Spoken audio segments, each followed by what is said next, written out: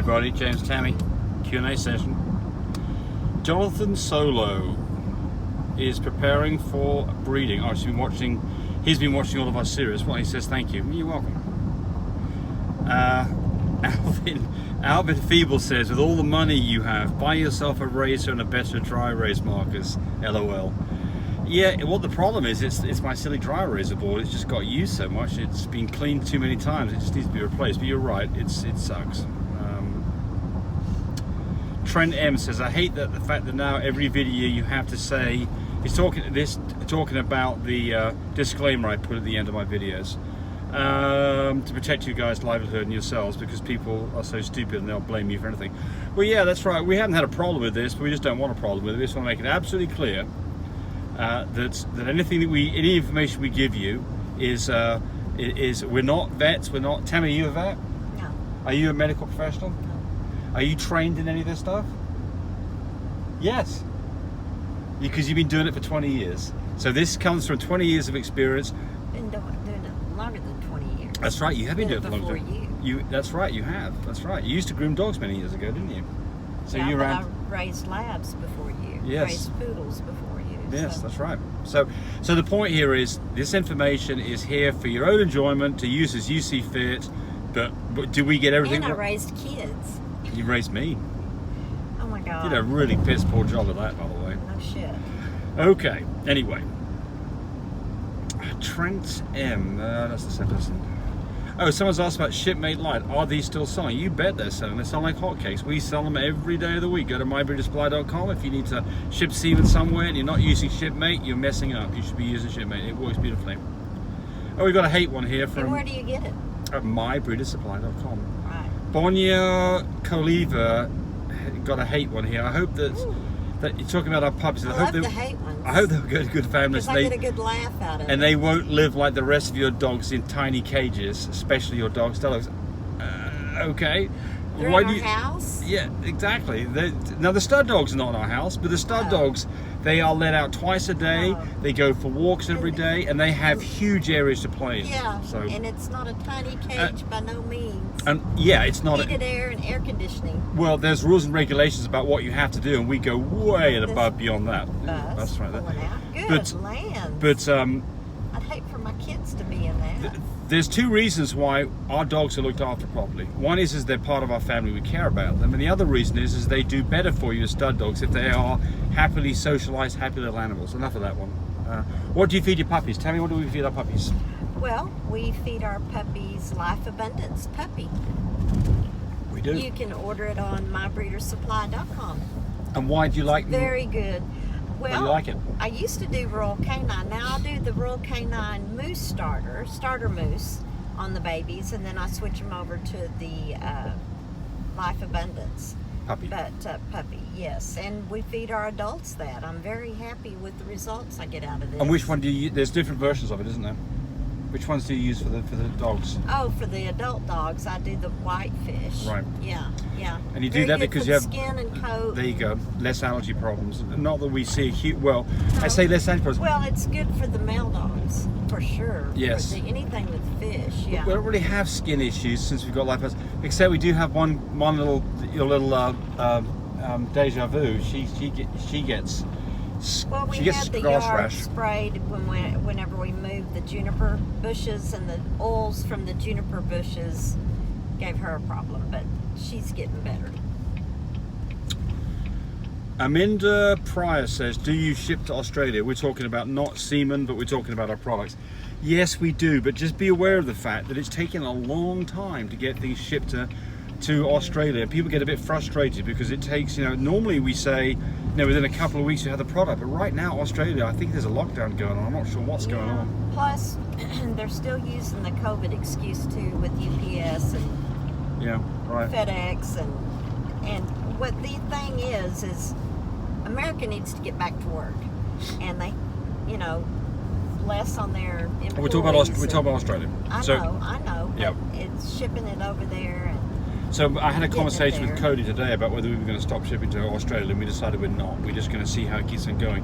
But just be prepared for the fact, if you live in Australia, or you're in the southern, if you're New Zealand and those places there, because we have a lot of customers down there, please order early. because if you order this Don't a wait week last before minute. you need it, it's probably not going to show up. It'll show up eventually, but they've just been really tough on us. Usadli Brito says, "Hi James, what system is this machine has?" IDEX. She's talking about progesterone machine. So there are different machines out there that get different numbers, and they all have to be calibrated to whatever the chemistry they're using. But the IDEX machine is close, the fine care that we sell is close to IDEX. We're an IDEX is a 5, the Wanfo is a 7, which is ovulation. Where on an IDEX it's 15, the fine care is a 20, so you can see the trend here. So it's about 20-30% higher, and it comes with a chart.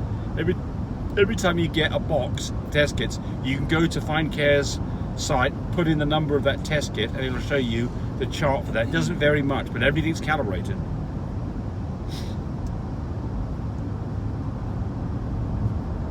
Oh no, this A to Z, we're talking about the series, is going too quick. Whoops, I just lost it. It's going too quick.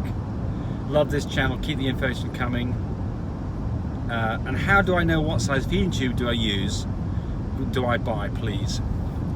Somebody had a reply here. What was it she used?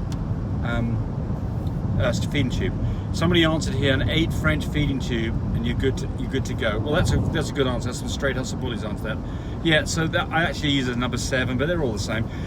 So the funny thing on French tube sizes, and when we say French tube, we're not talking about a tube for a French bulldog. They're called French tubes.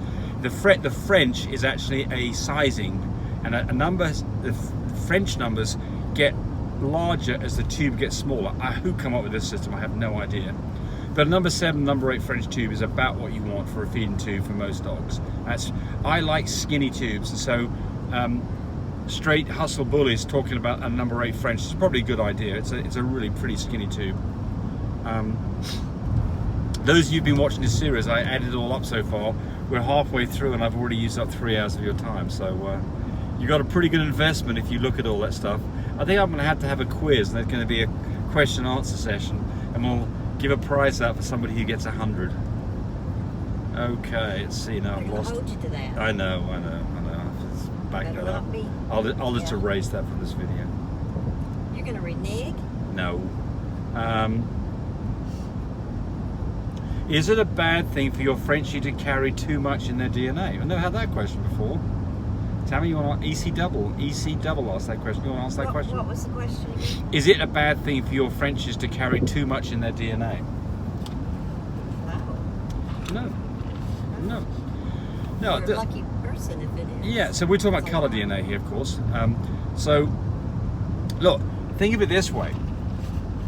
If you carry cream or not, you still got the same amount of DNA material. You've either got the gene for DNA there for big E, or the DNA there for little e. So and remember that the number of genes we're talking about that are the ones that we test for in coat color amount to about, I don't know, 15 genes maybe total. A dog has 30,000 genes. So Tammy, if you had your druthers on which dog you'd have with the most DNA, what would it be? Oh my gosh. I know my answer is fluffy, it would be testable, it would be non-testable, it would be It'd be a new shade. Yeah. It'd be a new shade, Merle, full fluffy, ATA or ATAT, right? Mm-hmm. That's right, that's what it'd be. By the way, that dog has a price of a pretty nice house these days. It's a crazy price for that dog. I'm sure there's one out there, I don't know where it is. But that would be that's a unicorn dog right now. No reason not to have lots of different. Here's the thing: if you've got lots of DNA, you've got complete choices on what you can do with that dog. The dogs that I like are called homozygous, which is a dog that has 2 copies of everything. We have a couple of dogs like that. In particular, one of them that's a pretty famous dog is a Humperlot. He's homozygous, which means he has 2 of everything. So you know exactly what he's going to produce because he always gives that to all of his puppies. He is a platinum AA double recessive. So he has got 2 copies of blue, 2 copies of cocoa, 2 copies of cream, 2 copies of AA recessive, 2 copies of not brindle, 2 copies of not pied. And so he will we know exactly what he's going to throw every time. And it's an easy dog to decide what you're going to get from him.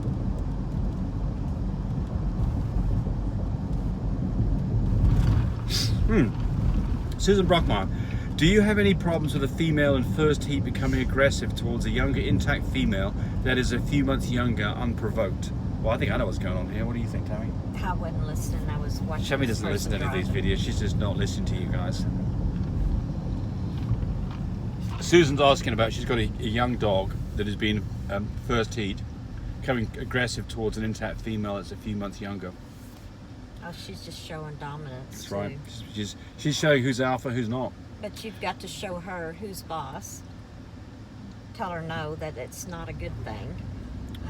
Yeah. Stop her immediately from being mean, or you're going to have problems where she thinks she can get away with it all the time. Yeah. Well, and the other thing is, it's okay. And the other thing is, she's in heat.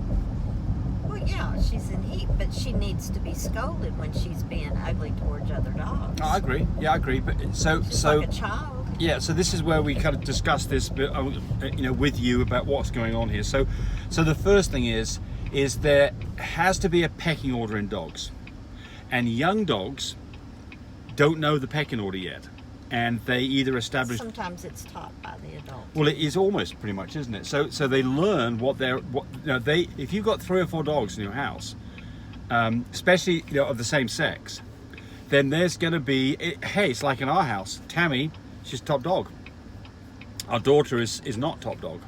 So there's dominance there. And as Chanel gets older, she's now 28, and she's now out of the house, she's now got her own dominance over her fiance. Yes. 38. So I'm the person at the bottom of the totem pole, by the way. I'm the poor, whooped up on little guy. Where's the violin when you need it? So, but the point here is that young dogs have to learn their pecking order, and some of them, and you'll see it in a litter. At an early age, they'll start this off. Where that last litter, Luna, was a little bitty thing, but by God, she was not going to be bossed by other dogs, was she? She wasn't aggressive, but she wasn't having any of it. If somebody took a toy away from her, or somebody jumped on top of her because she was small, she was going to dish it out and sort it out. So dogs are going to sort this out, but like Tammy said, if they're starting to get too aggressive and they're being too mean and they're starting to do some biting and too much rough play, step in there and give it a little smack on the back of the rear end to say no. Not to hurt them, but to shame them, right? Mm-hmm. Also, dogs that are in heat, they do have their hearts on their sleeve a little bit. So don't get too concerned about this if one of the dogs is in the heat process, because they're being attacked by all the dogs, all the male dogs. If you've got male dogs around, they're sniffing on them, and they don't want any part of that until they're ready to be bred. And so they are going to exhibit aggressive behavior, and other females are likely to do that to them as well. So it's quite normal to see a change in behavior in a dog that is in the heat process for a couple of weeks. I mean, look, we see the same thing. I'm going to be careful I say this because I get in trouble. But I mean, we get the same thing with women, where your hormones are on your sleeve at that time, and it's you can get. He's not talking about me. No, not talking about you. But the fact of the matter is that us as males need to be attuned to that, because girls, women can get upset because they've got to be treated a little bit differently. Same thing with your dogs. That you've got all kinds of hormones running around, and those things affect a number of different things, not just physical but also emotional. So dogs that are in heat, give them a little bit of slack and let them kind of get out of that before you decide that they're really behaving the wrong way. I think that's enough of this video. It's getting dark out here anyway, and we're fixing to go eat some Cajun food at a great place here in the Yukon called Big Easy. Is it even open? It looks closed. James, there's a big open sign there. There is. Bye everybody. Watching the video. I really appreciate people who subscribe to me. It helps me, encourage me to do more of these videos. But do remember, disclaimer here, I am not a vet. I'm not a licensed medical professional. I'm purely a person who's been breeding dogs for the last couple of decades. Any information that you got from this video, use at your own risk. There's nothing implied here, and certainly this should not be used as a substitute for advice from your veterinarian or your medical professional. I hope you enjoyed the video. Come back for more of them. Bye.